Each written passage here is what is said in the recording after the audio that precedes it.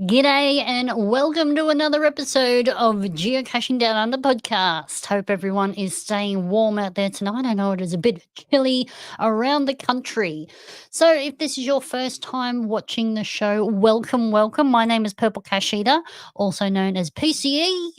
And I'll be your host tonight. Tonight, I'm going to be joined by ziggiau, and we're going to be talking about a recent adventure that a group of geocachers, there was 34 of them, I believe, went over to Norfolk Island and had a wonderful time. So we're going to be exploring that adventure and give you all some information on what to see and do on Norfolk Island. So stick around for that. Don't forget, you can chat to everyone in the chat room. Please keep it PG, of course. There are children watching.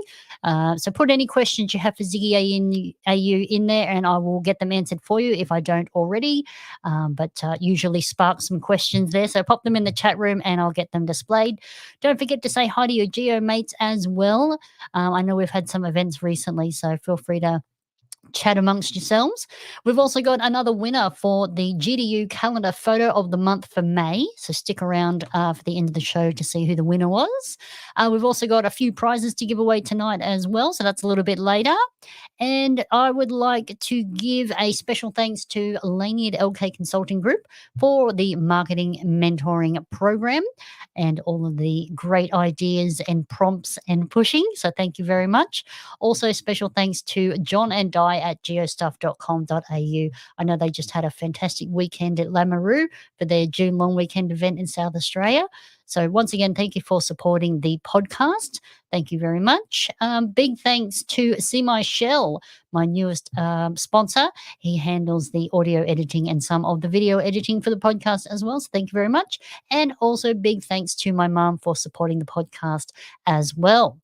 Now, if you are wanting to be entered into the prizes tonight, all you need to do is go to tinyurl.com/GDU wheel, and we'll also put that in the comments so you can copy paste.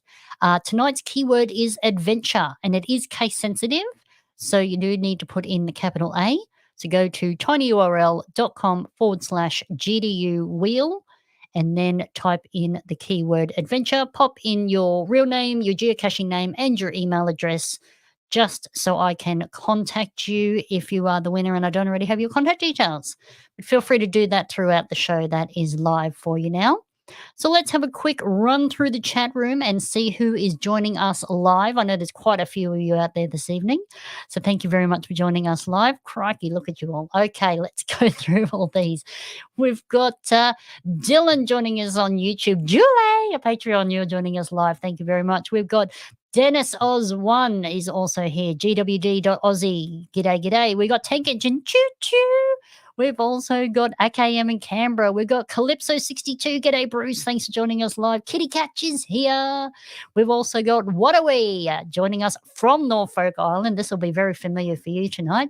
We've also got Datsun1600 joining us, another Patreon of the podcast. Thank you. We've got Snake Pitters are joining us. Vic and John, thank you. Who else have we got? We got Darren Archer all the way from Mount Isa joining us live. Hopefully you're a bit warmer out there, but probably not. James0116 is joining us live. We've also got Ziggy AU in the chat as well as online. You're multitasking tonight, love. That's awesome. We've got the Bug all the way from Northern Territory. That's awesome. Catherine joining us from Western Sydney. Thank you for joining us live. Oh, we got Kim Louise. Welcome in South Australia. Oh, hopefully you're keeping warm. We got Isa Peter joining us. We got Bernie is also joining us live on Facebook. Thank you. We've got Minnie K, our newlywed, joining us live in the chat room as well. We got Rod Lyon here. We've also got Fitzy, Minnie K's husband, joining us live. We've also got Dun Moen. You're in Warwick. Oh my goodness, 11.9 degrees. That is chilly. We've also got Shamed joining us live. Heather on Facebook is joining us live as well. Who else have we got here? We got the Tree Whisperer tuning in. Thanks for joining us, mate. That's awesome. Oz Fox is here from Melbourne or Victoria as well. That's so cool. Thank you. And Roddy C joining us live. We got Soul Oracle also snaveled in. And Oz, Allied Oz from Western Australia is joining us. Team Astro. And we've also got Team Canary. All the teams are here. Me and D has made it for a change in live. That's awesome. That's so cool. Ah, dear. Excellent. Okay. Scargoes from South Australia. Thanks for joining us live. Really appreciate that. Cool. We've also got Doomy16 joining us. G'day, mate. Thanks for joining us live. Oh, this is going to be an interesting, fun show tonight. So don't forget, if you'd like to be in with a chance to win some of our prizes, just go to tinyurl.com/GDU wheel and you can enter the competition there. Just need to put in the code word, which tonight is adventure, and it is case sensitive. So you will need to put in the capital A, and then you can enter. You can do that anytime until the show or that competition is over. So there you go. Oh, dear. Nola, you survived your first South Australia June long weekend. Oh, dear. I heard it's a big weekend, so that's so cool. Okay, so let's get started with our show as we've got a lot to get through tonight. So there we go. Welcome to the show! Geocachers, muggles, viewers, and listeners. Over to you, PCE. Let's get on with the show! Woohoo! Thank you, Canberra crew, representing there. That's awesome. All right, let's get started with some events. So the next big event lined up for us is WA Goes Big. So WA Goes Big, that's going to be that is going to be held in Augusta this year. So it's going to be held over the 20th to the 23rd of September. Hang on one second, I'll put that up on the screen so you can see the dates. There it is. Okay, so that one is GCA GV8Y. Western Australia Goes Big in 2024. That's on the 20th to the 23rd of September. That's going to be held in Augusta. The weekend is going to be packed with activities including kayaking, canoeing, a Cedo, and a four-wheel drive trip to Lake Jasper. So if you are anywhere near Augusta or would like to go to the Western Australia Goes Big event, head over there for that one. The next one after that is Geocacher. So that one is in Dunedin, New Zealand, and the GC code for that one is GCA 7ZHD. And that one is going to be held on Saturday, the 27th of October, between 8 o'clock and 4 o'clock. It's going to be held at the Sharks Rugby Football Club in Dunedin, and there will be side events running from the Friday through to the Monday. So that is Saturday, 27th of October, Geocacher over in New Zealand. Following on from that one, we have a new one, the Sydney GeoQuest. So this one has been put on by the OzMega Committee and also the Geocaching New South Wales Committee. So they've combined efforts to put on the Sydney GeoQuest. This one is GCAC HF8. That's GCAC HF8. It's going to be held on Sunday, the 26th of January. That's right, it is on Australia Day at Sydney Olympic Park. The event headquarters will be at the Newington Armoury within the Sydney Olympic Park, and it's going to be held within 3 large halls, which are going to host a whole series of activities and exhibits. And the venue will be open Sunday only over the long weekend. There'll be side events on other days, but we do have more details coming later for that one. Following on from that one, in March next year, we have the Sunbury event. So the Sunbury event is GCAP 417. That's GCAP 417. This one is a block party. It's going to be in the state of Victoria, and it's going to be from the 22nd to the 23rd of March 2025 as well next year. It's going to be at the Hume Global Learning Centre in Sunbury. So they are celebrating 25 years of geocaching in Victoria and around the world, and they are going to be a block party as well as the Sydney GeoQuest. So if you are in the area, log your will attends for those events. There you go. Now, next souvenir I'll bring up is the June solstice, as that one is our very next souvenir and very, very close. I don't have a picture for you, but you just need to find a geocache, attend an event, or complete an Adventure Lab location between the 19th and the 21st of June. So what's that, 2 weeks away? So this is your official 2-week notice to get organised to get the June solstice souvenir. So I will go over the rest of the souvenirs next month. Went over them last month, so you should be all under control there. And hopefully you've all been paying attention.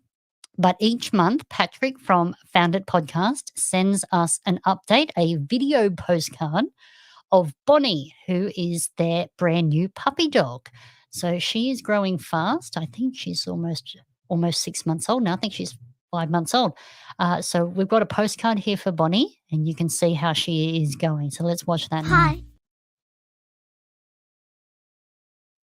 Hi. I am Bonnie. I am 6 months old, weigh 21 kilograms, and I love school. Mom brought me to puppy school and it was the best time ever. I got to learn paw, sit, bow, and lie down. When I get home from puppy school I get tired, so I take a nap and cuddle with my auntie Unique and my brother Albus. We joined our friend Aston to an agility competition to help him win, but I fell asleep and did not wake up until we were going home. Aston won anyway, so I guess we were his lucky charms. Lots of love. Bonnie. There you go. An update from Bonnie all the way over in Sweden. That is cool. Okay. Quick question here from Dunmowen in Queensland. For the June solstice souvenir, do you have to complete the whole adventure lab or is it just one part enough? I believe just one part is enough. One stage. But you're doing an adventure lab, you may as well complete the whole thing. But I think one stage will cover it. That does count as one geocache find, so surely it covers that. Okay, but let's get into tonight's show. So as I say, if you are new here, I am Purple Cash Eater. I'm your monthly host, and tonight I'm going to be joined by ziggiau, and we're going to talk about a recent geocaching adventure and expedition to Norfolk Island by 34 geocachers.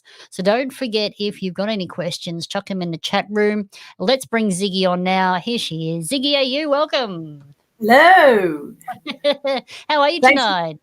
Good. Well, we've just had a big geocaching weekend away in Mudgee and around Safala. Wow. So Another one.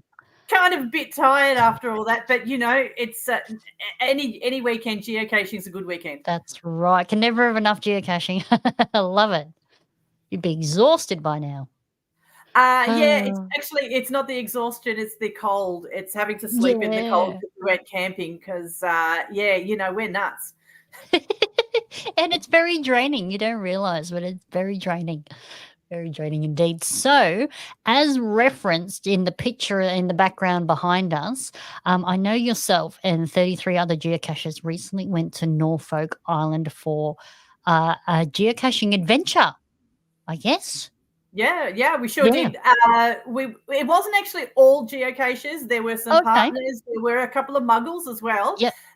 But everyone got into it, and yes, there were some brand new players as well. So a whole range of things, a whole collection of all sorts of different skills and abilities. Yeah. But the whole idea came about from Calypso 62, who is in our group today. Good Calypso. And he had this brilliant idea, and he put it forward at least over 2 years ago. And then it just took a while to sort of evolve and to come along. And then about 12 months ago, he put the call out and said, hey, anyone want to go to Norfolk Island? And the next thing he knows, he has all these people saying, yeah, cool. Yeah, we'll go. And then, we just took it from there. So that's how we ended up with such a large group of people. And obviously, our mate Calypso 62, Bruce, is very well connected. So we had quite a range of different players involved. Oh, nice. So it sounds like all sorts of skill levels, number of finds. I know in some of the pictures there's children, so you had like some children coming along as well. And yeah, look, and that the best part about doing these kind of group geocaching things is that you've got people to help you.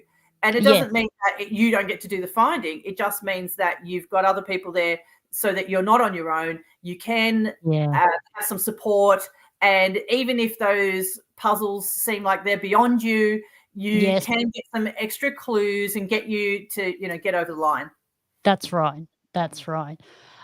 So for people who are not aware, thinking, "Oh, there's probably nothing on Norfolk Island," I grabbed this little map. So just a quick overview. There is a bunch. Oh yeah, on there. There is a bunch, but you can see there's a couple of red event dots, and that's because we actually orchestrated it in such a way that there was one geocaching event every day, and somebody different was hosting one every single day. So that meant that every day that we were there, we had something going on. So even though we were apart and we were geocaching apart, or sometimes together, there was always a moment in the day where we all came together for something, whether it was in the morning or in the afternoon. We had a sea show. We watched the sunset. Because you're on an island, you can see the sunrise and the sunset if you wanted to. But yeah, and for us East Coasters, it was quite novel to be able to see those sunsets over the horizon. Yeah, seeing over the water. That's awesome. Yeah, so I was just interested myself because I was thinking, so many people have gone over to Norfolk Island. How many geocaches are actually there? So are they put out by all the same person, or are there different people who put the geocaches out? Well, we are also lucky to have our resident Norfolk Island geocacher, Endeavour 3, Duncan Evans, in our group tonight, which is excellent. So if you have any questions that I can't answer, it's Duncan who will be the one who can answer those for you. Now, Duncan actually lives on Norfolk Island, and he's a really mad keen geocacher.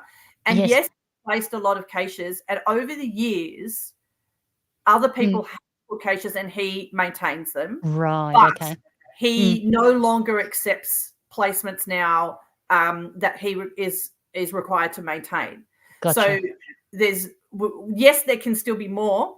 And for instance, whilst we were there, Duncan published the very first Where-we-go on the island. So there is scope. But one of the cool things was that you could manage to get all the caches in the time we were there. So when you think to yourself on the mainland, there's so many more places. There's so many fantastic places you could put more stuff. Yeah. Realistically, you want to be able to achieve that set of finds in the time that you're there without being completely exhausted. Absolutely run off your feet. Yeah. Totally. So there's so much variety. There's earth caches, there's virtuals, there's old caches, there's newer things. There's, as you can see, there's a whole bunch of different things, obviously covering history, covering lots of geology, all sorts of things. Yeah. But the one really cool challenge cache is called Done, which means I finished. And that is the cache that you're allowed to find if you find every single active geocache on the island at the time that you visit. Oh my goodness. So that really, really was a goal for many people there to be able to do that, running around like mad chooks. But we also had plenty of time to sit down and have a meal and take in all of the history as well. How long were you there for? We were there for a week. And we were there from Sunday to Sunday. Right. Most of us flew in from Sydney. There was one person who came from Melbourne, then Brisbane, and then went to Norfolk Island. And that seemed to be just the perfect amount of time. Just the perfect amount of time, because it gave you enough time to do all the caching, but also to have enough time to go and see things and experience things and go to the liqueur distillery and, go and do all these little bits and pieces, but also not to just be a tourist, but to get embedded in the space. It also was long enough that you could feel like a bit of a local when you're driving around, because we all had hire cars. Yes. And one of the things you're encouraged to do is the Norfolk wave, where you just give a little bit of a wave. Yeah. Every single person does it, because if you're a local, you know each other. And so by the time you're finished, you just go, it's just so casual. Yeah, whatever. You think you might do it in the country, but everybody does it on the island. Oh, wow. Did you notify the locals that there's 34 immigrants coming in for the week? They are super duper used to it. They know exactly what's going on. Oh, yeah. Obviously, tourism is a big player in the economy of Norfolk Island, and so they're very, very well set up. They're really very accommodating for tourists, and they've got so many interesting activities that you would never do anywhere else, which is why it makes it so unique. That's awesome. That's awesome. So how long was the flight from Sydney? Well, it's funny you should say that because I was Yeah. just driving back from Mudgee back to Sydney today, Yeah. and the flight to Norfolk Island is shorter. So if you're thinking about, oh God, it's 1,700 kilometers away, it's such a long way. The flight is shorter than getting from here to Bathurst, from Sydney to Bathurst. Yeah. So this flight is really negligible when you consider how far some of us travel to go geocaching. The only trick to it is that you have to fly from international. You're actually leaving from the international terminal rather than domestic. Okay. So do you have to take your passport to get on the flight? It's easier with a passport, but you can just use a driver's license. Oh, okay. Oh, that's good to know. Because it is actually a part of Australia, isn't it? Oh yeah. Duncan will tell you the whole lowdown. But yes, it's absolutely part of Australia. But the health system is run by the New South Wales government, but the schooling they've just changed over in the last couple of years, and the schooling is now run by Queensland. Oh, okay. That'll be interesting. They vote in the federal electorate of Bean. So they are weird and wacky in terms of all of their administration. Okay. That does sound very confusing indeed. Oh, dear. Okay, well, another question that I had for you was, do the locals, if they're such a tight-knit community, are they aware of geocaching? Do they know what it is? Do they know what these strange containers under bushes are? Interesting. When we started out, we're going, well, who's going to know about geocaching? When we're out in the city, nobody knows about it. But it turns out we went to the supermarket to buy our supplies on the first day, and one of the ladies at the checkout said, oh yeah, I know about geocaching. But then you get to this point where a few people go, oh no, I don't know anything about that. And then as soon as you mention Duncan's name, they go, oh right, okay, right, we know who to ask, we know who to talk to. Right. So yes, there are the occasional geocacher out there. One of our tour guides actually says, I know where one's hidden. And then we had to try and guess which cache it was, because she was trying to pry it out of us to say, well, you obviously don't know where my one is hidden. And anyway, we worked it out in the end. It was a mint tin after all. Oh, God, all that effort for a mint tin. Frustrating. Deary me. Okay, so I've got a couple of questions in the chat room. I might go straight to Shamed first. So in terms of accommodation, is there plentiful supply of accommodation, or was it a bit tight? There's all sorts of varieties of accommodation. Mm-hmm. So because of our group was so large, we had accommodation that is catering for that large group, but they were all self-contained units. So we had kitchen facilities, we had a bedroom, and we had lounge area, and that was absolutely ample because it also allowed us to have the flexibility and freedom to, if we wanted to cook, we can get our have breakfast in our room. But the accommodation we stayed at, right next door, there's a cafe. Across the road, there's a shopping center. It's so close. Everything's close. But then, of course, if you would like something a little, more, custom, there's lots of different sort of Airbnb, that style of accommodation. And Duncan can certainly point you in the direction of some of his accommodation as well.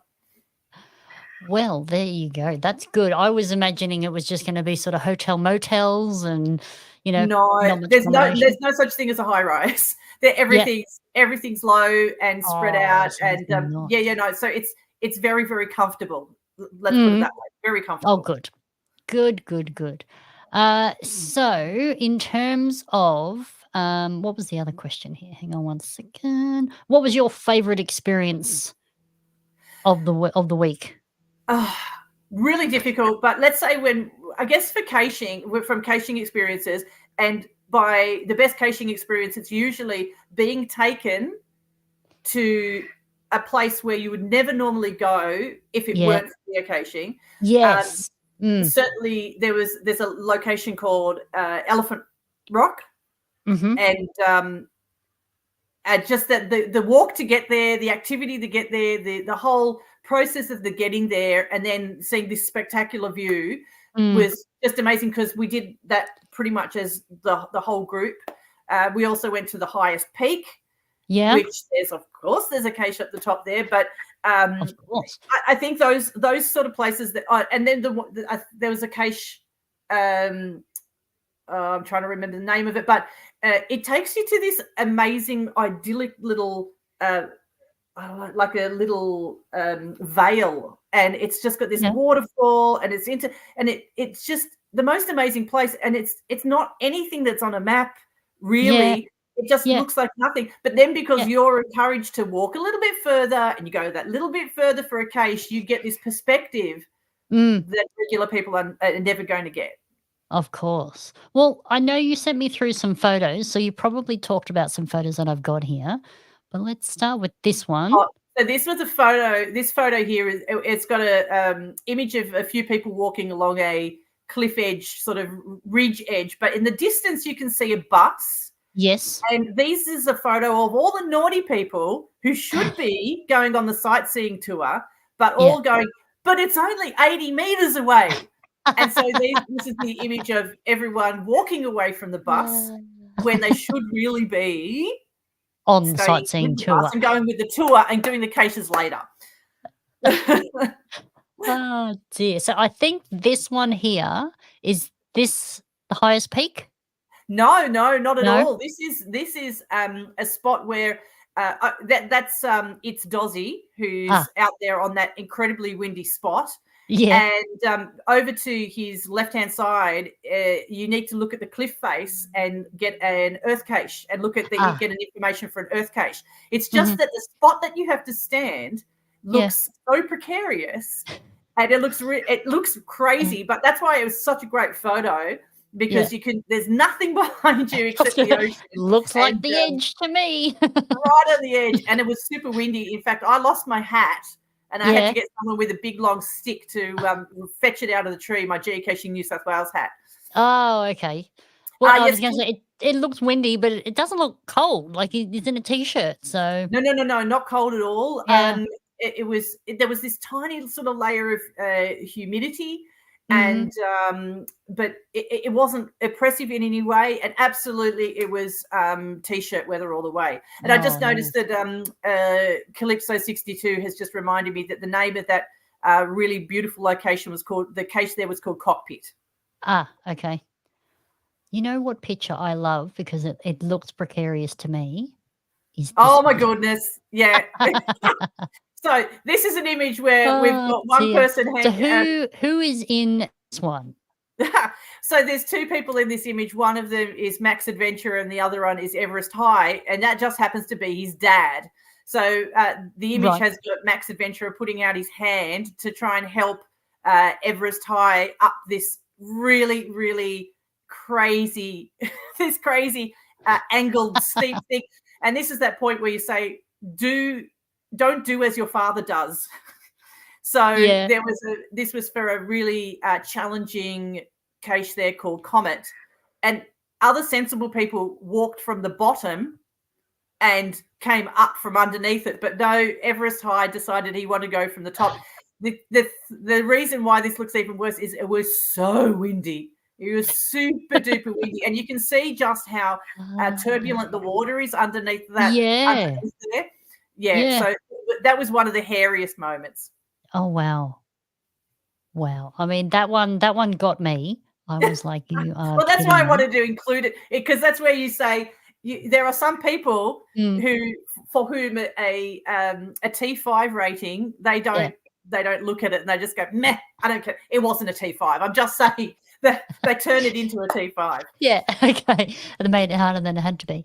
So I've got another one here of, I think this is the entire group. So this group photo was the first day we got there. That was our very, very first photo.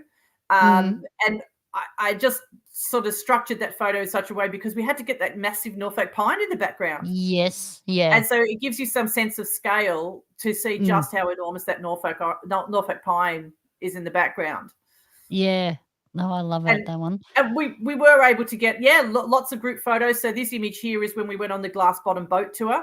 There were enough of us that we needed 2 boatloads worth of this one. So this was Addie, I think, who was able to get this this image. Oh, sorry, the our guy who was on the boat. So the reef is so close in Emily Bay, you can just about walk out in the water and literally go as far as the reef. It's so close. Oh, so wow. it means that there's interesting coral, interesting sea life that comes nearly up to shore. It's so close. Wow. I had no idea it was that close. That's so cool. And then I got this group photo here. Look, everyone's looking at their phones.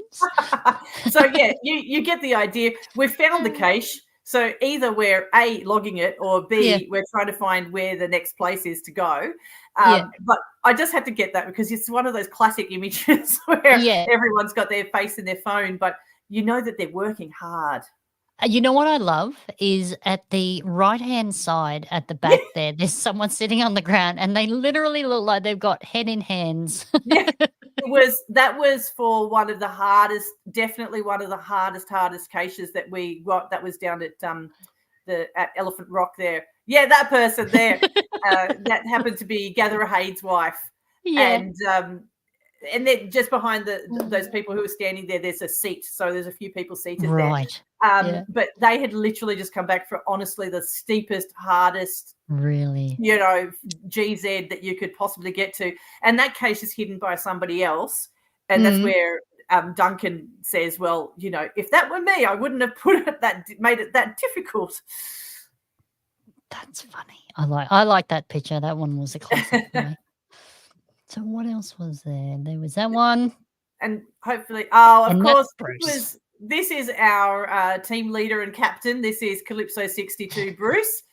And he was carrying around this travel bug whose name is Roar. Okay. And that is Roar's backside. So Roar then accompanied us to lots of events, and he ate pizza at our pizza event. There's some really funny photos of Roar eating pizza. And so, Roar made an appearance at Roar's had a great weekend. He had a fantastic week. That was – and also I think there was a funny story when his bag got x-rayed and they said, is that a dinosaur in your bag? And it was. Yes, it is.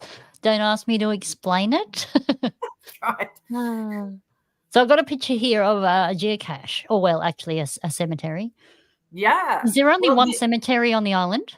There is only one cemetery on the island, but it is also the original cemetery. So here's your little history lesson about Norfolk Island. Norfolk Island originally was settled only 40 days after the first fleet settled in Sydney.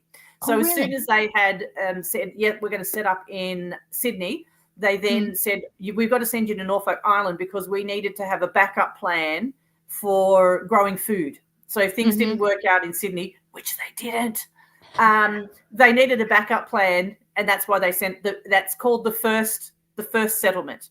So that first settlement was there, and then the English said, the French are coming too close. The French are coming too close. You better get out of there. So they completely burnt down and demolished the whole of the first settlement and took all of the colonists who were still there, and they moved away. Then came the second settlement, and that was the penal settlement that we all know about, the convicts being there. And that lasted for 30 years. And then eventually they said, right, we'll close that one. And then came the I guess the longest lasting one, which were the people from Pitcairn Island. So the Pitcairn Islanders were the descendants of the bounty mutineers. Long story. You can see all the Mutiny on the Bounty movies and all of those things if you need all that sort of business. But those Pitcairn Islanders were gifted Norfolk Island by Queen Victoria. Oh, wow. And so this is where those descendants are now still living there. And about 40% of the population of Norfolk Island are actually still descendants from those Pitcairn Islanders. So that cemetery photo that you were showing there is actually got burials in from 1788, which is older than anything in Sydney. And then so they've got people from the penal settlement. They've got all sorts of things, including current people. So even modern burials in there. Right up to current times. So it's so fascinating because, like as we're saying, it's older than Sydney. It's older than any cemetery in Sydney. Oh, wow. Okay, I didn't know that. There you go. That's cool. So I had a question in there before, but I'll just pop this up for you. So just as an idea for people to figure out where Norfolk Island is if they're not aware, it's sort of just east of Brisbane. Well, they say it's in line with Byron. Yeah. Yeah. So where Lord Howe is in line with Port Macquarie, Norfolk is in line with about Byron. So that if that gives you an idea of the climate and the temperature as well. Yeah, so you can see and that. that's 1,700 kilometres from Sydney. There you go. All right. Well, just a quick map there for people to get their bearings. And then I just had one last picture. This one looks ideal. By the beach. I know, but that's the least picturesque area because I know this sounds really weird, but it's where the fuel depot is on the island. Oh, really? So just near there, all the fuel gets put in at this particular location, and that happens to be the cache that I found there. And it was just again well placed. You had to do a little bit of a scramble, well placed, and there's that big chunk of coral that was hiding it. So the caches that we find often just have a rock in front of it, but this one has a piece of old coral in front of it. Yeah, that's cool. That's cool. Oh, that's awesome. So let me just do a quick check of the chat room and see if there are any more questions for you. There you go. Darkside Jen, he'd like to know how long is the flight from the mainland? It's about 2.5 hours. Oh, easy peasy. Easy peasy. Actually, you end up sitting in the airport terminal probably longer than the actual flight is. Tell you what. And then I saw here before that Duncan, the resident on the island, he also owns a car rental place. Is that right? His dad owns the car rental place, and then he's just recently sold that on to somebody else. But yes, his dad was involved with the car rental place, and he has some accommodation as well. If you would like to support him that way. And I'd also love to give a massive big shout out to obviously Bruce, Calypso 62, for actually wrangling this whole thing together. It's been absolutely fantastic. It was the easiest process. He found this amazing travel agent who got it all sorted for us. So without Bruce and his commitment to our whole group, Bruce also suffered a bit of a family loss. One of our geocaching colleagues, Dave Rama, was unfortunately passed away just before we were about to leave. And that's also Bruce's nephew. So that it was a real major, massive loss for Bruce. But we also felt that too as a geocaching community. Of course. And so we made sure that we acknowledged Dave when we were over there, and he was with us.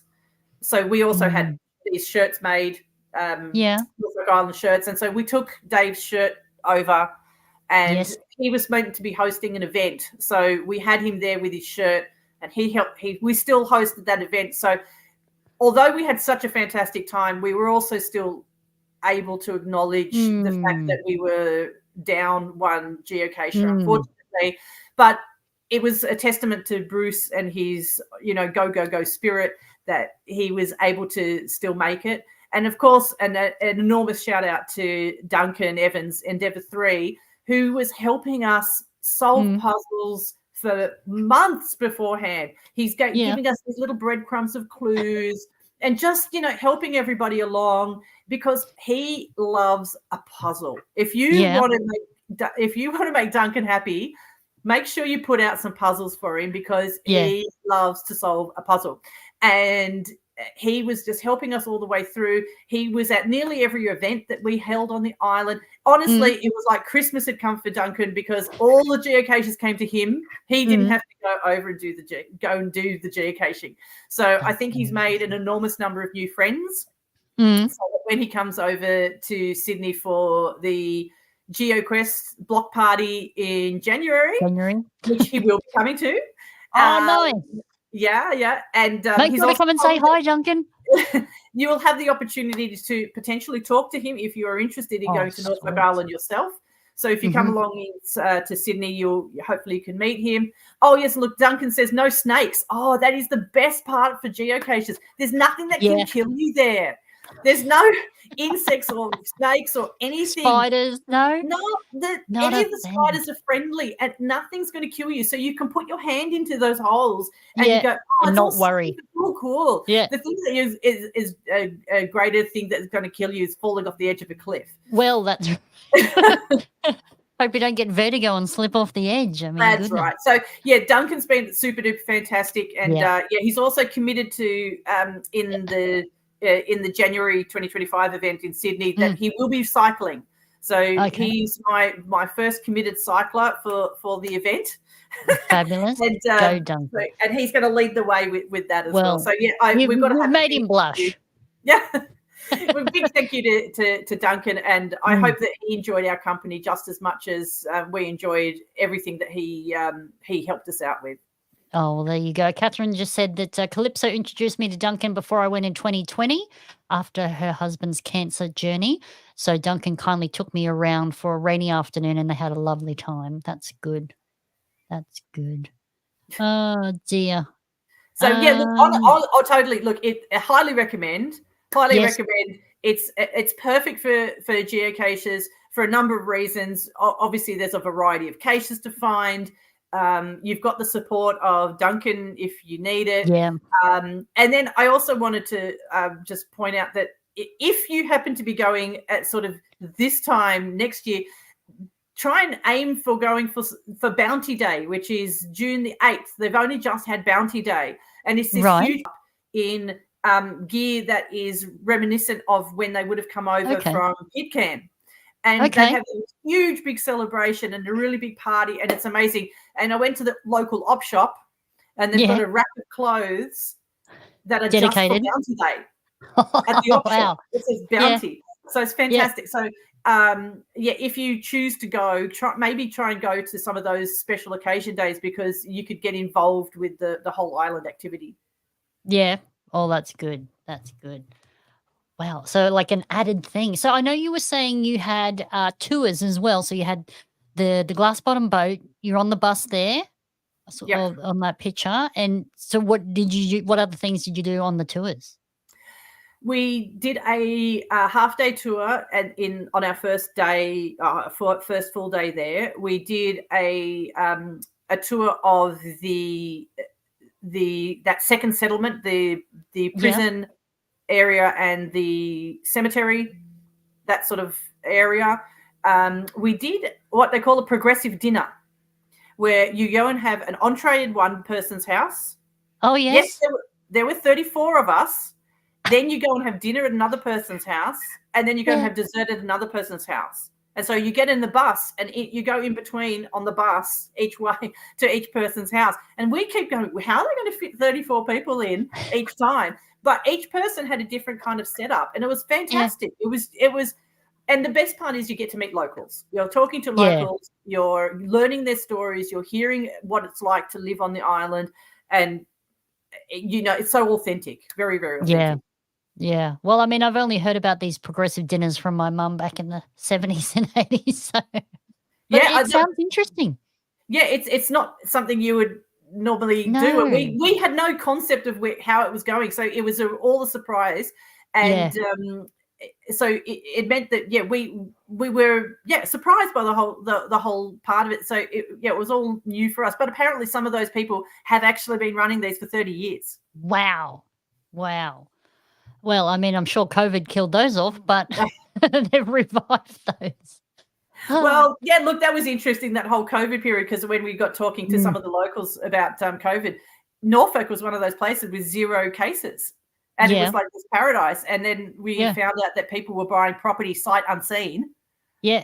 And then they show up to Norfolk and they live there for a couple of months and they say, I can't hack this. And sell it and move on. Correct. Oh, God. People are game, aren't they? Well, look, honestly, if you can live in a rural country town, and I'm talking, way out, you could probably manage Norfolk Island. But if you're a city person who is used to having public transport and 24-hour access to shops, all of that sort of thing, it's not something you can jump straight into. Yeah. And that So was the advice that a lot of people gave us. Yeah. Is Norfolk Island, like a small town used to be back in the day, shops shut at 12 o'clock on Saturday and they're not open again till Monday. And, after 6 o'clock, there's not much open. Is it a bit like that? Very much so. Very Yeah. much so. So you have to be a little careful because, say, for instance, on Wednesday, Yeah. the shops shut at 12 because Wednesday afternoon is sports day. Oh, So okay. everyone goes to play sport.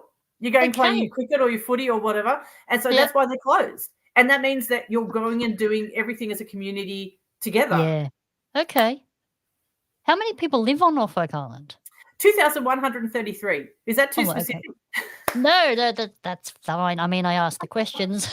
So, yeah, 2,133. yeah, and about 300 of those are school-age children. Oh, okay then. Okay. God, I remember when I went to high school, we had 2,000 people in my high school. So Yeah, so you've got a sense of scale. And I yeah. was keep trying to work out, how can I compare it? What kind of town can I compare it to? And I was thinking of Gulgong, but I literally was just in Gulgong today. Yeah. And Gulgong's bigger than Norfolk Island. Really? Wow. There you go. So how many caches did you find did you find everyone on the island? I did, and Yeah. many of the group Yeah. did. It's about 70-ish, about Okay. 70 or so. And it's, of course, there was probably more because Duncan was getting ready for us, getting prepared. Oh, right. So that's Got why it he throughout. added the Where We Go, and I think there was another adventure lab. So he had to get those bonuses. We're only just getting published when we were there on the island, just to get it, get it all more. together. So the challenge got a bit harder for us because there was so much more to do. But yes, it is doable. Okay. It is manageable. But you were don't saying have to do 7 everything. days was a good length of time.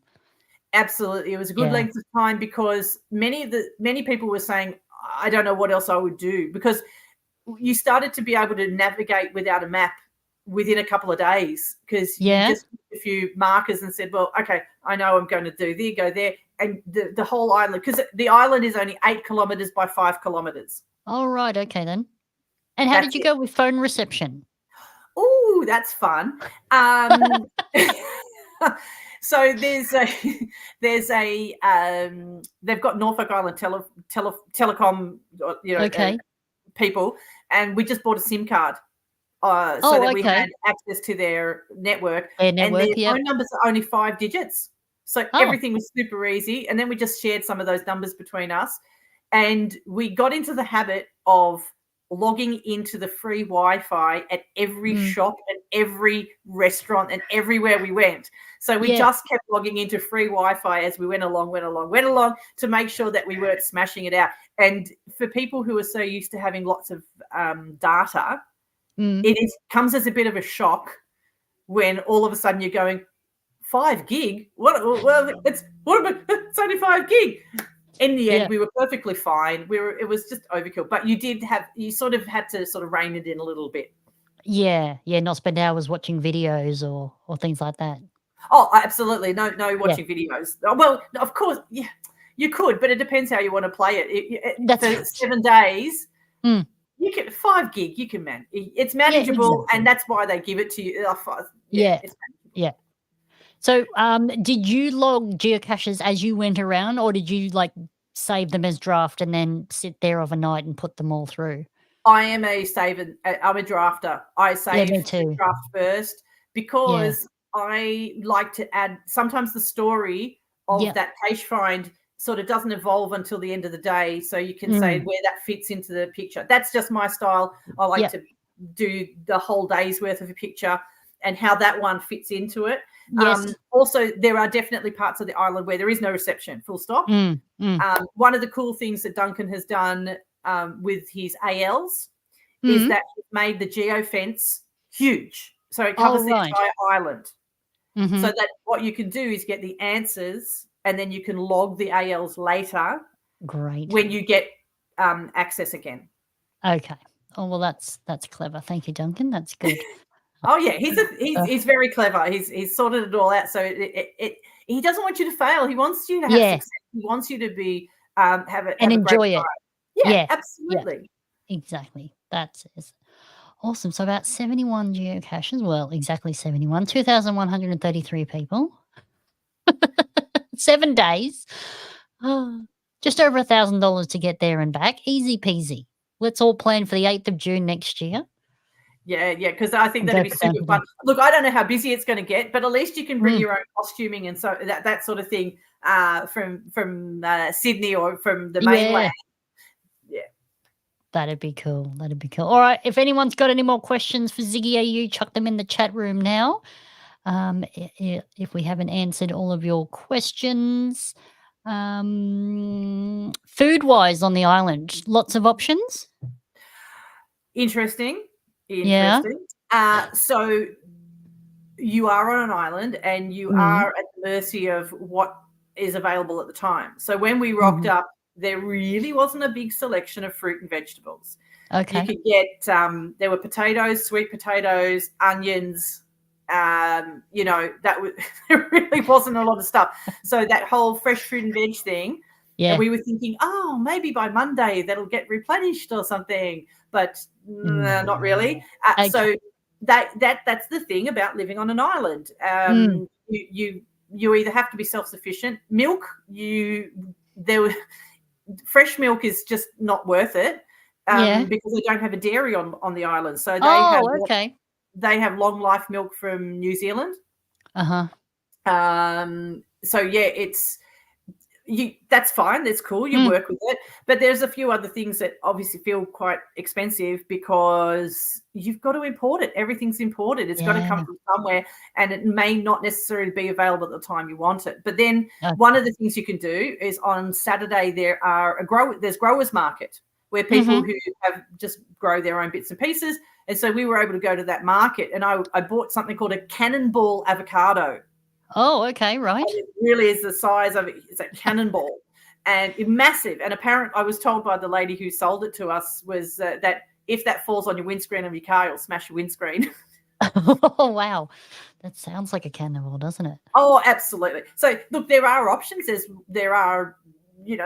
ways to do things, but we actually ended up finding that eating out was more economical or, easier than necessarily than cooking for yourself, because there are a few things that were just a little bit more expensive than we would imagine that we would generally pay for. But we found some fantastic places to eat.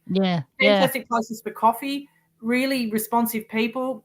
Yep, there you go. Duncan says that petrol price is $2.88 per litre. Wow. But there's 3 petrol stations, but they all have exactly the same price because it's all coming from the same place. Yeah. Yeah. Fair enough. Yeah. Now, there was a question there from Dunmowen, which has been answered. We were there about 3 weeks ago. Yes, of course you were, Brewmaker. You were with me. Dear. So, 3 weeks ago. So, there you go. Late May, early June. And Julie is saying you should Google how the boats come into Norfolk Island bringing in supplies. It's an amazing... Yes, so they've got these cranes at the wharf that pick up their supplies, and one of the things that the information centre do is a list of 101 things that you should do on Norfolk Island. Okay. And one of those things, yes, geocaching is on the list. Oh, but one of the things is go down to the dock and see a boat unload, because it's so unusual. It's not the kind of thing that you would normally see, because they've got 2 docks, but you don't know which one's going to be the one that's going to be the right one to use on a particular day. Okay, and so, depends on the weather. Yeah. And so on the Sunday morning, we heard that they were due to have a boat unload. And so everyone's messaging at 6 o'clock in the morning going, is the boat here? Is the boat here? We wanted the full Norfolk Island experience. But in the end, that boat was delayed and it didn't come until the following day. So, right. Yeah, it is fascinating. Oh, good. Oh, that's good. So overall, it sounds like you would absolutely recommend a geocaching trip or just a holiday to Norfolk Island in a heartbeat. Yes, and a couple of reasons why. The way we organised it with a group was the way it allowed you to have the freedom and the flexibility to go and do your own thing or to be with a group. It also gave you the opportunity to either eat out or you could eat in. If you wanted to go and do activities like one of the other ones we did was called the fish fry. At that event, there were 163 people there. So if you're thinking about how many tourists on the island at any one time, you thought, 34 is a lot. There were at least 163 tourists on the island at that particular time. And so it gives you the opportunity to be able to go and do those things. And if you want to sit still and just go and see amazing views, you could go and do that too. But most people have said that within 7 days, you've ticked off all of the highlights, and it depends how you cache, and it depends how you holiday. If you want to do history, I went into the Heritage Centre and had a really good chat with one of the ladies at the Heritage Centre. There's museums. There's something there for everybody. And just make sure that you stay flexible. Be flexible with your expectations of what you can do, what you can't do, and definitely get if you don't get a hire car with your package, make sure you get a hire car, because it's really the only way to get around. Well, we say 8 kilometres by 5 kilometres, so it's still a decent distance.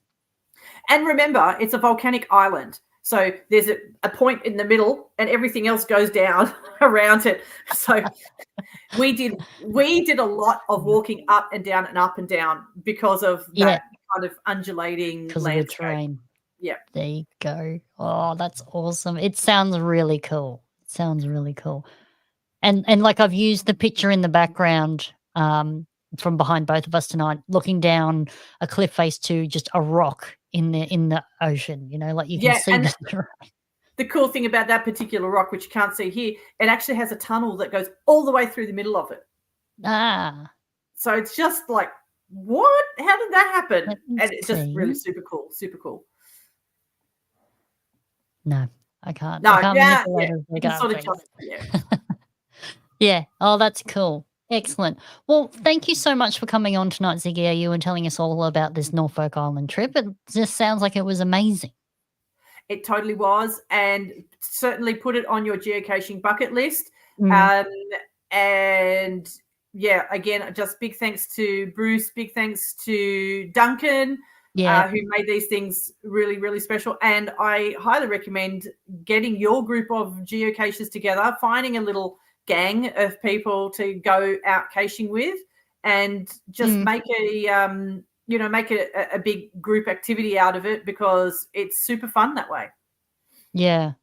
And would you say, I know there was 34 of you in total, and I know sort of Bruce was sort of heading up the organization, but would you say that was hard to manage 34 people? You were saying there was 2 boatloads and a bus full of people. Do you think that's too many? We had a travel agent who had booked all the activities, and there are 2 main tour companies on the island, and they run everything. And because we all stayed in the one set of accommodation, we had a bus just pull up the front, and we got on the bus, and then we went away. And so they have organized this so perfectly. They've been doing this for so many years that, especially when you've got that group, you just say, I'm staying at XYZ accommodation. They roll up, they pick you up, and off you go, and it's all done. So, yes, Bruce made sure that we were sort of accommodated, but it was up to you to get to somewhere where you needed to be on time. Yeah. He wasn't doing hand-holding. No walking at the front with the flag. No. None of that. Well, thank you so much, Ziggy, for telling us all about it. It looks like an amazing adventure, so thank you. Really appreciate your time tonight. You're welcome. Stay with us. Don't go anywhere. Will do. Oh, dear. That's awesome. That sounds absolutely fascinating. I'd really like to get to Norfolk Island. I know, Duncan, you watch sort of nearly every month. That's just super cool to see you here and hear more about you and everything there is to do on Norfolk Island. Sounds like there is more than you expect to do. So that is really cool. So let's move on now to, I know, right? I want to go too. It's ridiculous. I want to go and see all these things. Let's move on to our photo comp of the month.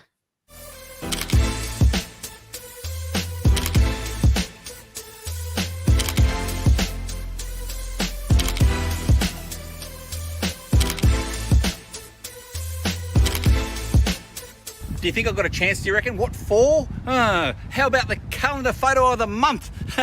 Let's see this month's winner. Excellent, excellent. Thank you, C. Marshall, joining us live. So, drum roll, please. This month's winner of the GDU photo comp is, and I believe he's still in the chat room, which is even more awesome. Da-da-da-da, Darkside Dan. This is Darkside Dan's picture. And this one is, I am going to absolutely butcher the name here, but it is La Serva Panyelru, which is a multi-cache, and it is in Medusa at Swan Reach in South Australia. Its code is GC48Y47. If you would like to look it up, that is the geocache. And I think this is the view from the geocache. Is that right, Darkside Den? And this was his 14,000th find. So 14,000 find celebrated here at South Australia at this particular cache. So congratulations. Beautiful photo, Dan. Thank you for submitting that one. You are the winner and will be in the 2025 calendar. And the crowd goes wild. Oh, that's awesome. So if you would like to submit a picture into the photo comp of the month, all you need to do, head over to Facebook. Hello, there we go. So this is the picture for June photo comp. Just go to the comments section, pop in your picture, put in the GC code, the title, where it is, and a bit of a story if there is one. About your geocaching adventures and what's in the photograph. While you're there, you can also vote by liking, loving, laughing. Any of the reactions count towards as a vote. The one with the most votes at the end of the month wins, and they go in the next year's GDU calendar. So there you go. Congratulations, Darkside Dan. Yes, Ziggy. I've already put mine in for this month. Yay! Because we took a fantastic photo from Savala. We do a series of bad band photos. Okay. Was this just from Norfolk Island, or is this like a historic? No, this was from Mudgee. This was from Savala. Oh, Mudgee. Yeah. So just wanted to, say go and have a look on the feed and check out our bad band photo from Savala. I like it. Okay, your challenge, people out there watching, your challenge is to go find this bad band photo and come up with a band name. And this one, they're actually doing a pose for their Korean fans. Oh, great. The old Korean fan pose. That's awesome. Oh, I love it. Okay, so that was the photo competition of the month winner. So if you would like to enter or vote, head over to Facebook. I have pinned that to the top of the page, so you can easily find it. Just go there, submit your photo, vote while you're at it, and happy days. You could be immortalized in print. Oh, dear. Okay, I am just connecting our prize wheel, and let me put that there.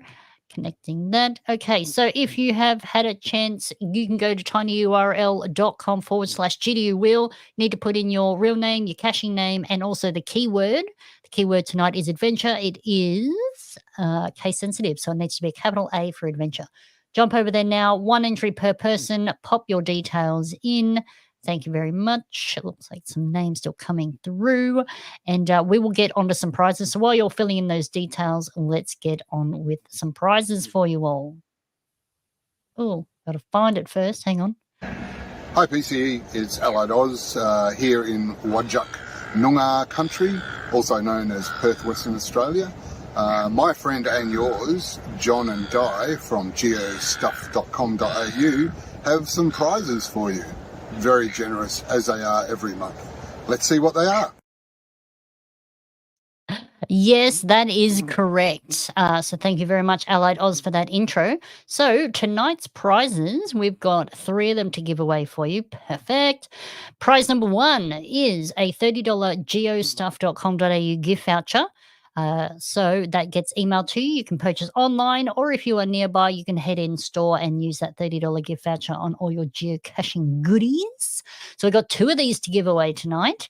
So let's jump over to our prize wheel, and we will go from there. So let me bring you back on stage so you can assist me with this one, Ziggy. Let me bring you back. There you are. Oh, quick costume change. I like it. Alrighty. So let me share my screen, and we will get to the prize wheel. So hopefully you've all been putting your names in there.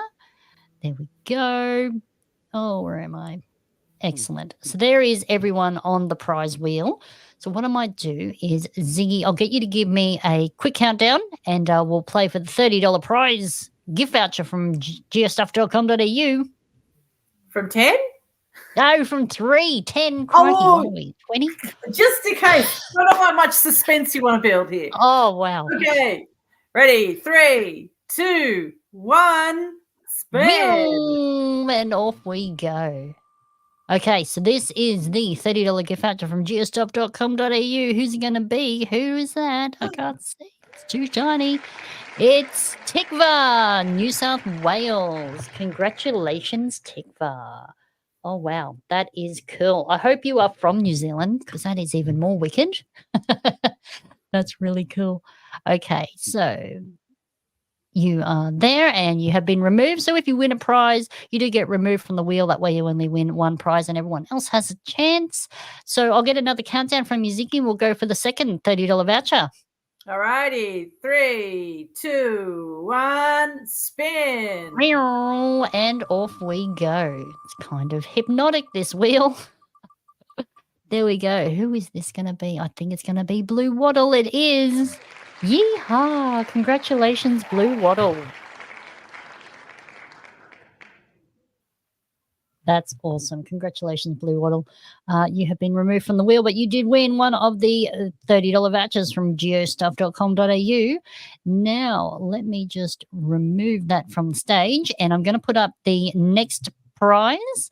So this one here has been donated by Cosmonaut97, and what you can see on your screen is a Snake the Tag, an Adventure Awaits geocoin, and this one is the I Hate Snakes tag. So this was a little while ago now, but it was the Adventure Awaits challenge. You could get the Indiana Jones hat, or you could get the snake. And I think there was a whip or something as well. So that's really cool. So thank you, Cosmonaut97, for donating that prize. Let me bring the prize wheel back on stage. There we go. And once again, Ziggy, I'll get a countdown from you. All righty. 3, 2, 1, and spin it. Off we go. This is so exciting. Who's this? Who's going to win this prize? So this prize is going to Princess 1005. Oh, wow. Congratulations, Princess.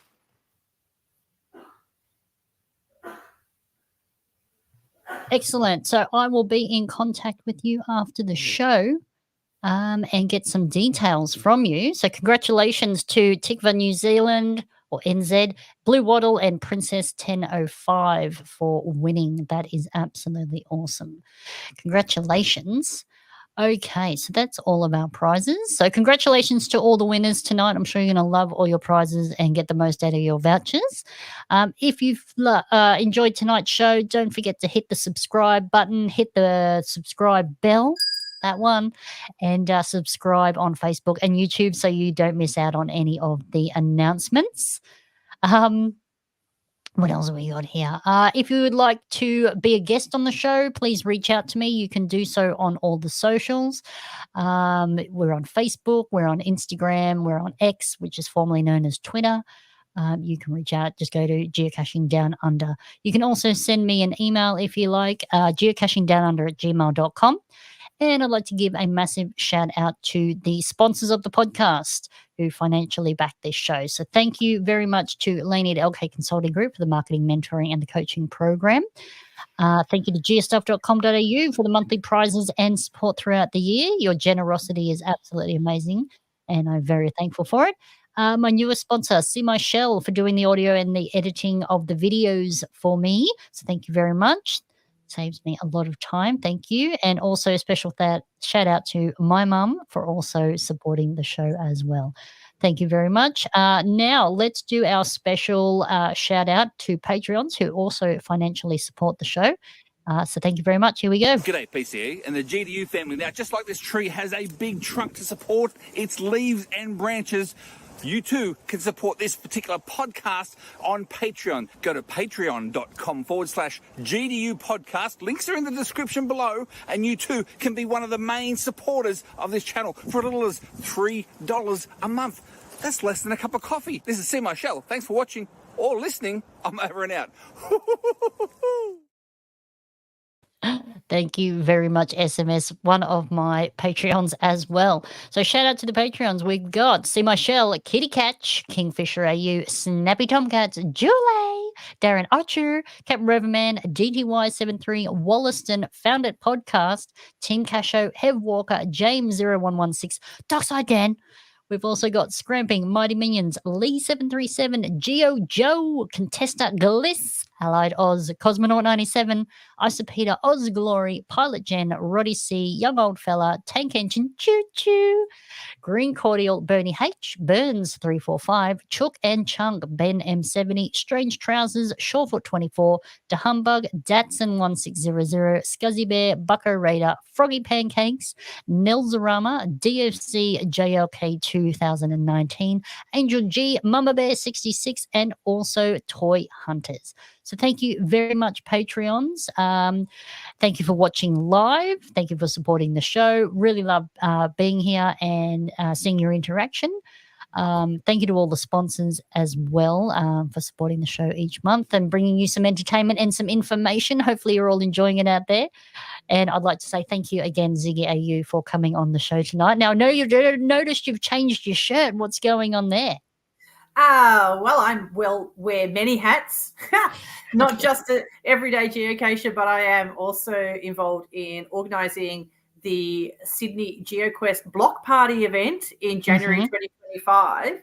And one of the things that we are doing as part of that event is that we are going to be trying to put together a history of geocaching.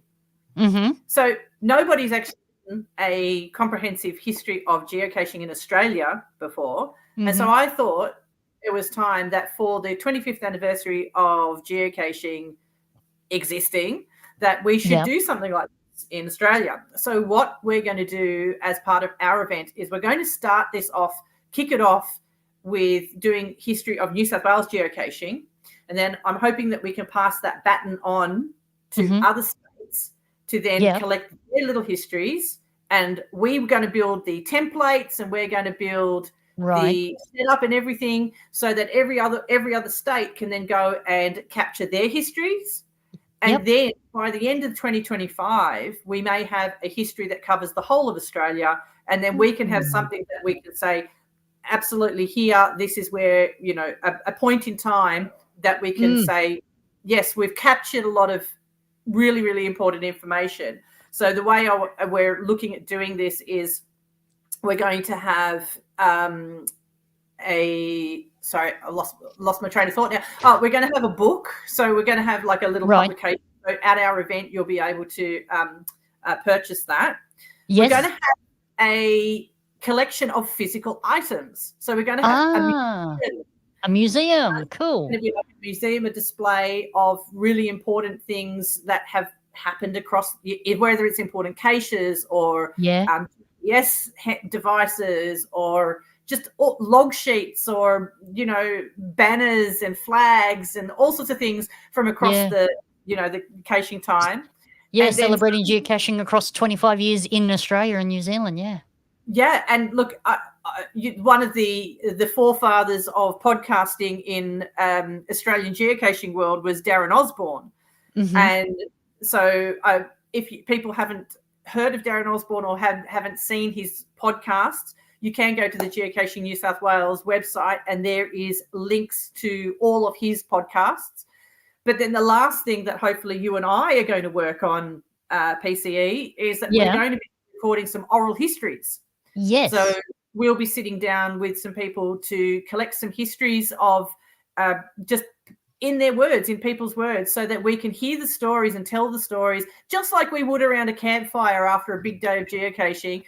we Yeah. want to sit down and capture some of those stories. So as a result of going to Norfolk Island, I was able to sit down with Duncan, and I was able to capture our first oral history with Duncan, which was Great. cool. So hopefully what we can do between you and I is that we'll record a few more of these things and hopefully make them available on the podcast so that people can then get access to them, and we'll lead that into our event in January 2025. Great. So you're trying to get all this together for January? Yeah, look, at least the New South Wales component of it, and then we'll see how we go for everybody else.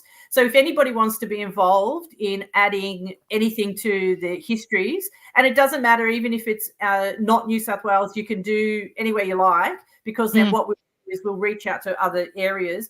Go to the website address that's on your screen now, which is geocachingnewsouthwales.asn.au. And if you go to the drop down for the Sydney GeoQuest, you'll see History of Australian Geocaching, and there you'll be able to click on a couple of different forms that you can fill in, and then you can start that ball rolling. It's very, very early days, but hopefully if we get a bit of groundswell of support, we'll get heaps of material in, and then we're going to have some awesome collections that we'll be able to share with everyone. Oh, I think that's so exciting. I think that is really exciting. That's good. I'm looking forward to that. So head over to geocachingnewsouthwales.asn.au, go to the Sydney GeoQuest tab, and then navigate to the History of Australian Geocaching to be a part of that. If you've been caching for 20 years or 25 years or know of an old one, reach out. And as ziggiau says, just get the ball rolling and we will go from there. So this exciting project, I'm happy to be a part of too. Thank you. Oh, that's awesome. Okay, so hopefully everyone has enjoyed the show tonight. We are going to be back again on the 9th of July. Got another fun-filled and packed show lined up for you. So don't forget, I'm PCE from GDU, and it's been fun. And don't forget to get lost to get found at GDU.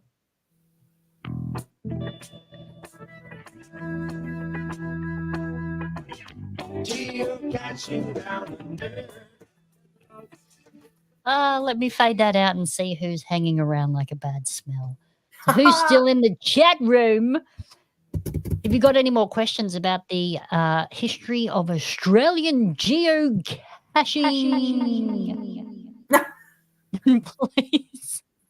please go to the website and find out more. Oh, dear. Well, the next show's on your birthday, Dunmowen. Nice one. I just noticed that Allied Oz was making a comment there saying that WA has the first cache places in WA still active. And I literally just happened to make comments on Lynn's post. She said that there's they've got an ammo tin that went through a bushfire. I'm going, man, that's exactly the kind of stuff we want, because it's not necessarily just the container, but it's also the story that goes with it. That obviously that container was really, really interesting, and the placement was interesting at the time. The fact it's gone through a bushfire, man, that's a story that you can't fake it. You can't fake this stuff.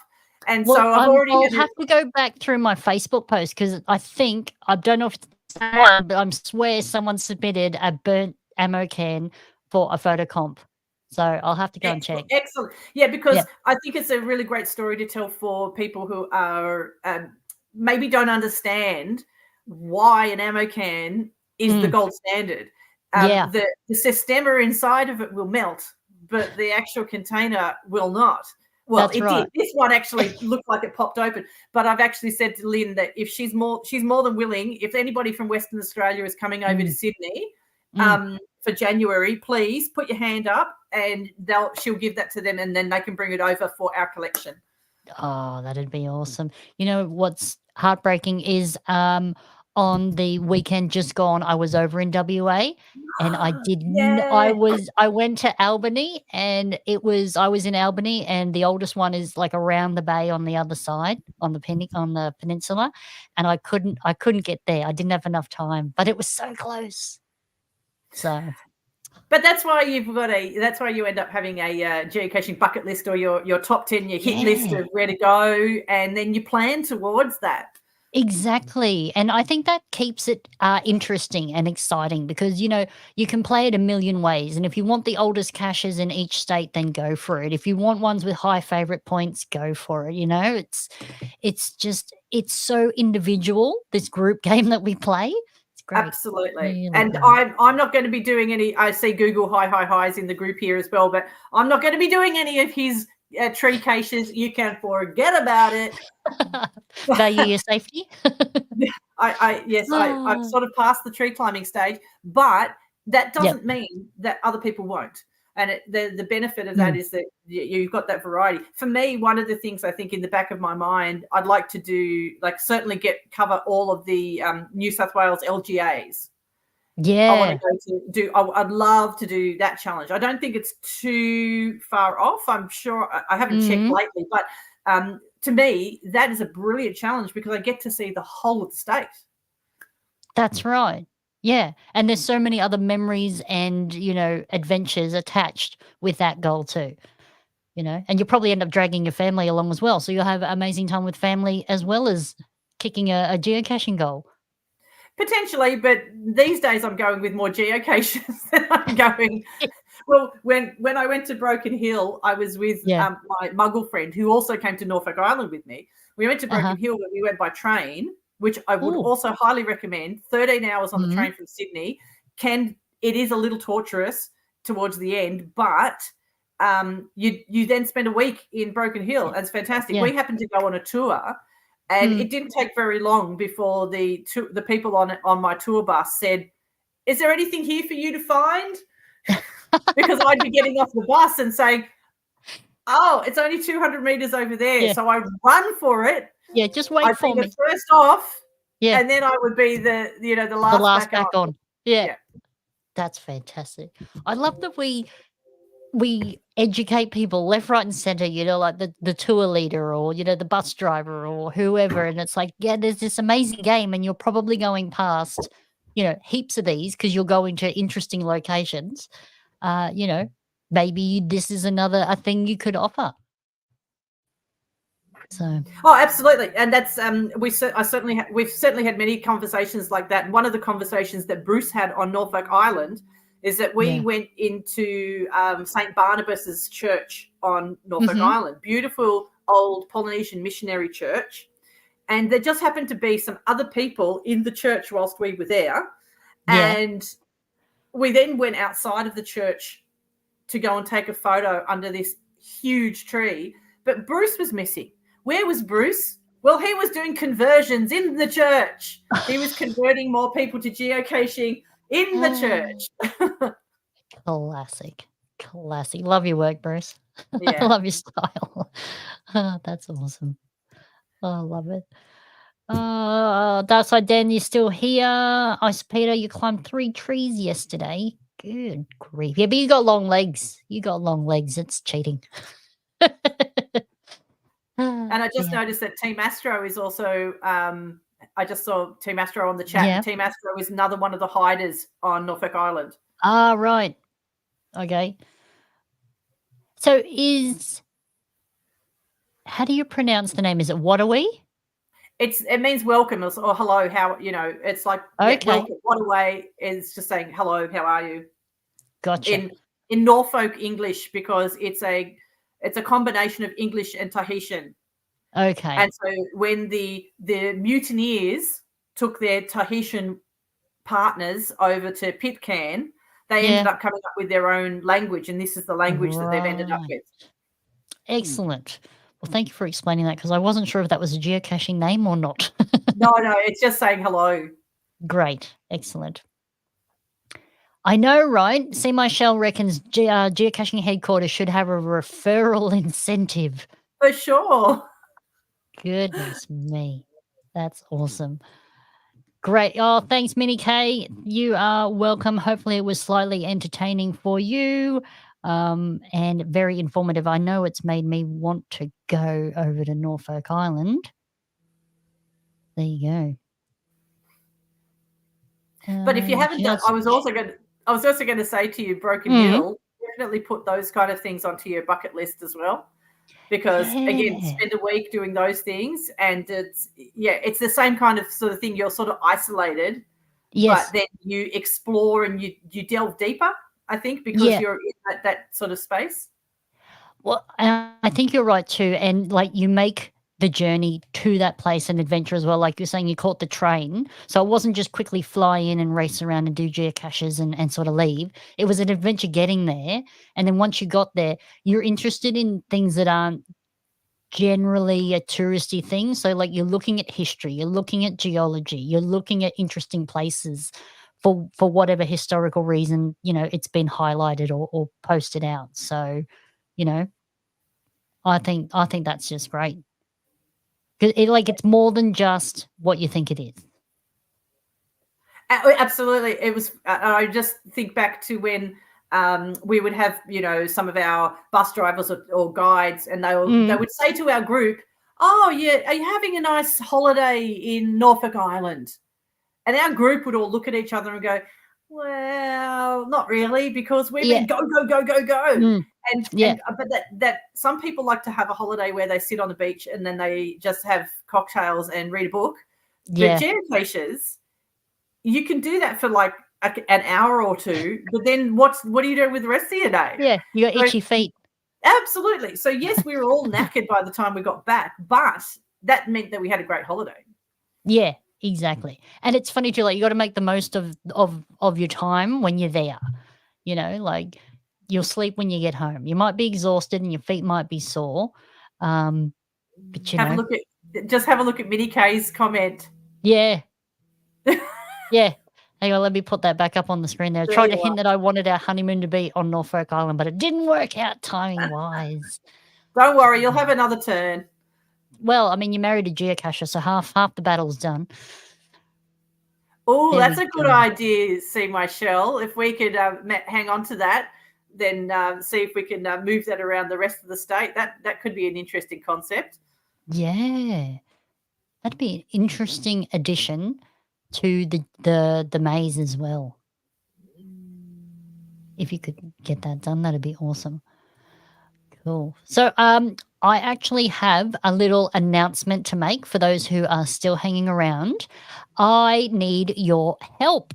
So, I have been in discussions with Annie Love from Geocaching Headquarters, and I am arranging to have an interview with her. And I thought I would put it out to the public to submit your questions for me or to me for Annie Love from Geocaching Headquarters. I did actually manage to speak with her in person at the Capital Geobash in Canberra in March, and she was very excited about being a guest on the Australia's podcast, Geocaching podcast. So I'm super stoked and really excited. So I'm just in the process now of organising an interview with her.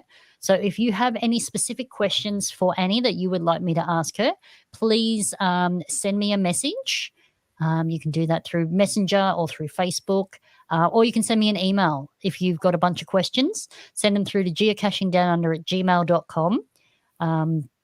Anything really that comes across your mind. If it's inappropriate, I'm not going to ask it, but I'm just asking for some ideas from people, some questions, because I know what I would like to know, but obviously there's a lot of you and you might have other questions. So I think that's pretty exciting. Yeah. That sounds like a really good opportunity for Australia to represent. Exactly. And try and get maybe some Australia-specific questions answered, or maybe even picture an idea. But maybe just make sure she realizes we exist down here. Well, I think she definitely got a taste of that when she came to Canberra. She went on the 4-wheel drive tours. Perfect. So she got to see some sort of remote part of Australia. So that was really nice. But yeah, she was really lovely and she was very excited at the idea of being a guest on the show. So I'm also asking for questions because of the time difference between us here in Sydney and Seattle. her joining a live broadcast is just not going to be possible in this instance. So what I'm going to do is I'm going to pre-record that interview with her and then play it back to you. So that's why I'm asking for questions beforehand. Otherwise, you would be able to do it in a live environment, but unfortunately, it's not going to work this time. There you go. Good old time difference. Good old time difference. All right. Well, for those of you still hanging around, that is all we had for the show. So hopefully you've enjoyed it and found it very interesting and informative. And I will see you on the 9th of July for another show. And we will go from there. So thank you, everyone. And thank you again, Ziggy. Really appreciate you being here. Log your will attends for Sydney. Log your will attends for Sydney. That is the ticket. So head over to, where am I? GCACHF8. We should get that going. GCACHF8. There we go. That'll remind everybody. And log your will attends, and we will see you at Australia Day block party in Sydney. Thank you, Chook and Chunk. I'm glad you enjoyed the show. Thank you, everyone, for watching live. Have a good evening. Stay warm, and I will see you next month. So thank you very much, and bye.